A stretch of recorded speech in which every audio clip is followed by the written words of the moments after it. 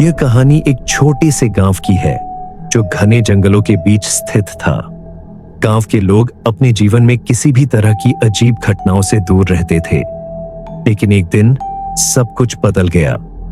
ये कहानी एक ऐसी हवेली की है जो कई सालों से सुनसान पड़ी हुई थी और जो उस गांव के लोग कभी नहीं भूल पाए। विभा और रोहन एक शादीशुदा जोड़ा थे जो शहर की हलचल से थक चुके थे।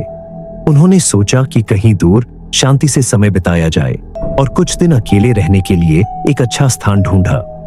शहर के शोर शराबे से दूर एक गांव में उन्हें एक पुरानी हवेली मिल गई जो किराए पर उपलब्ध थी। गांव वालों ने उन्हें सलाह दी कि वे उस हवेली में रहने से बचे क्योंकि वह जगह अच्छी नहीं मानी जाती थी। लेकिन विभा और रोहन दोनों ही एक हद तक साहसी थे और मानते थे कि इन सब बातों में कोई सच्चाई नहीं होती। गांव में आते ही उन्होंने वह हवेली देखी। वह बेहद पुरानी और सुनसान थी, लेकिन घर के बाहर का दृश्य बहुत सुंदर था। चारों ओर हरियाली और ठंडी हवा बह रही थी। एक रात विभा को अपने कमरे में किसी की सांसों की आवाज सुनाई दी। जब उसने देखा तो कमरे के एक कोने में एक धुंधली आकृति खड़ी थी। वह आकृति अस्पष्ट थी, लेकिन उसकी आंखें लाल थीं।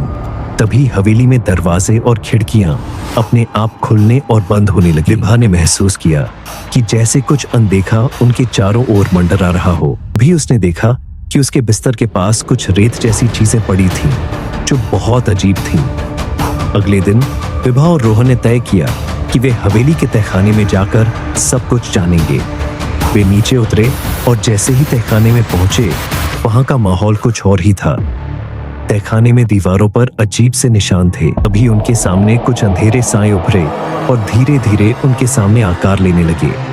ये साए घने और धुंधले थे, जैसे किसी भूतिया रूप में आकार ले रहे हो। वे दोनों एक दूसरे को पकड़कर ऊपर की ओर भागे, लेकिन तहखाने के दरवाजे की कोई आवाज नहीं आई, जैसे किसी ने वहां एक काले बादल की चादर ओढ़ ली हो।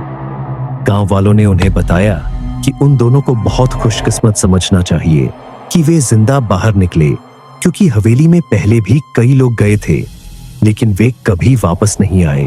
दोस्तों, स्टोरी अच्छी लगी हो तो कमेंट में यस जरूर लिखें और हमें सब्सक्राइब करें और वीडियो को दिल से एक लाइक करें। मिलते हैं अगली स्टोरी में।